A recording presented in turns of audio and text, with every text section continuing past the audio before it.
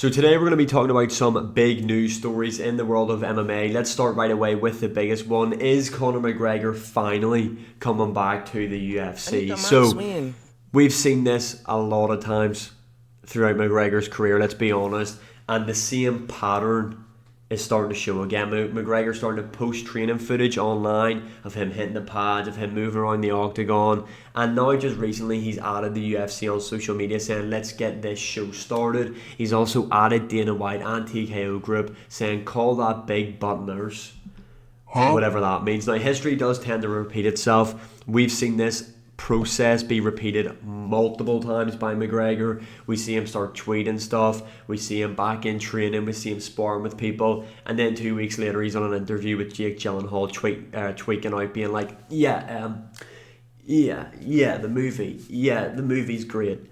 For those who know what interview I'm on about, McGregor sitting there tweaking out promoting I can't even remember what movie it is that he was in. I actually can't remember, I went blank. But yeah, he was actually having like withdrawals from whatever it is McGregor gets up to nowadays.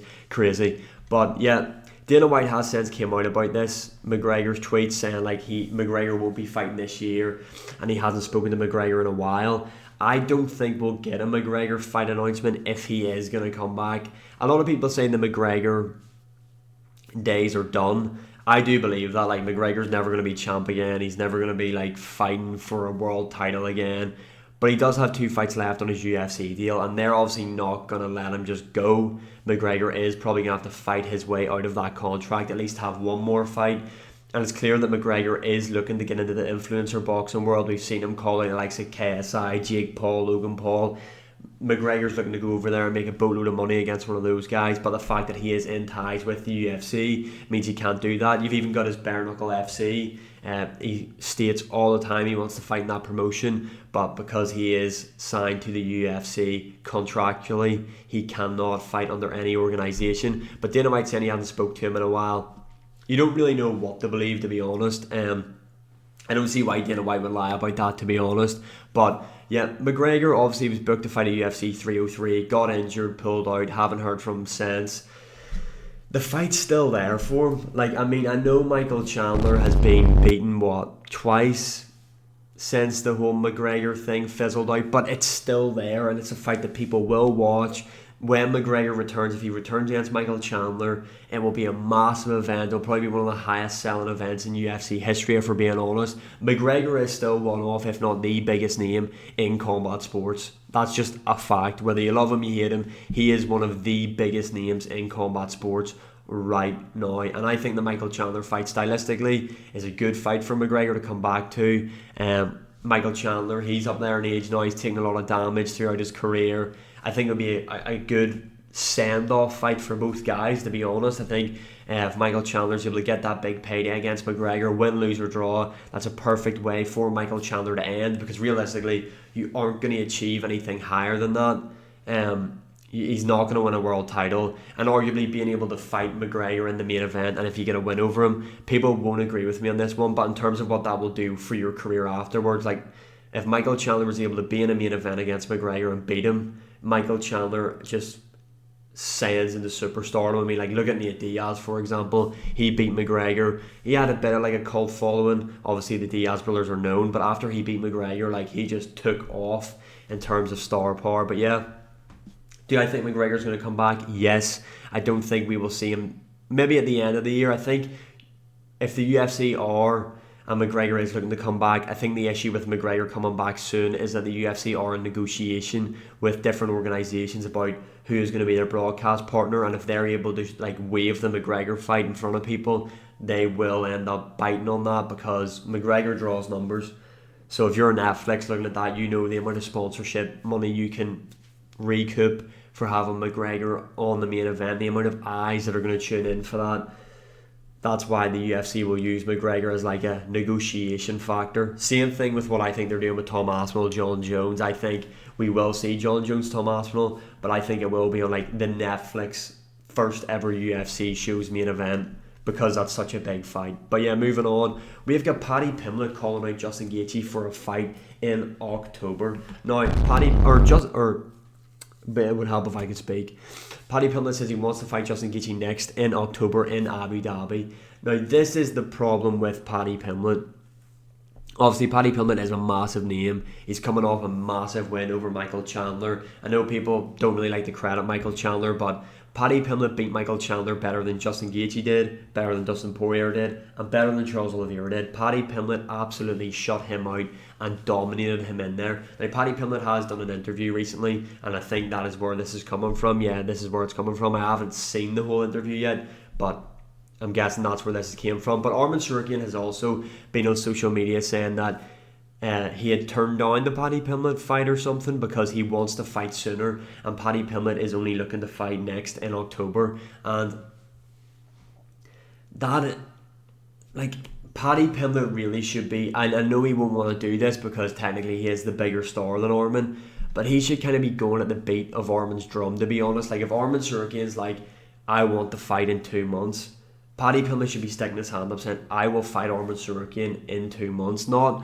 waiting 6 months from your last fight to fight again in October. Now, I understand Paddy Pimlet's probably made a lot of money that he doesn't have to constantly get in there and fight. You know, he's able to enjoy the fruits of his labour, plus he's got 2 young girls as well and a family. So, you know what I mean, I understand that. And training camps are probably brutal for Paddy Pimlet because of the big weight cut he has to make, so maybe that's why he can't be so active, because it is such a big weight cut for him. But like Justin Gaethje as well, he fought at UFC 313. Is he gonna wait till October to fight Paddy Pimlet?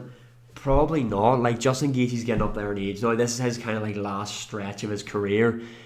At this point now that Arman's looking to fight soon, we haven't heard from Justin Gaethje. I don't think he's gonna wait till October.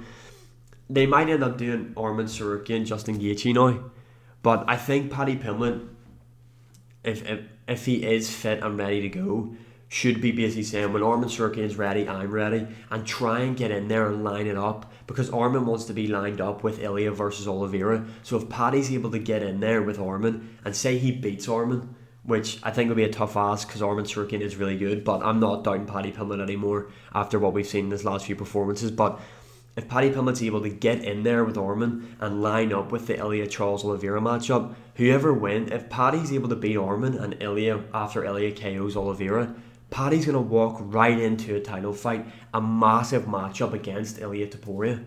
So I think this sitting out and being not really inactive, like fighting 2 times a year is kind of normal, is going to hinder Paddy in the long run, because I think, depending on how this situation goes, say Arman fights Justin Gaethje, whoever wins that's going to fight Ilya next. Then say Islam loses or wins to JDM and wants to come down and fight Ilya. You know, Paddy's probably looking at 2 wins at that point before he fights for the belt.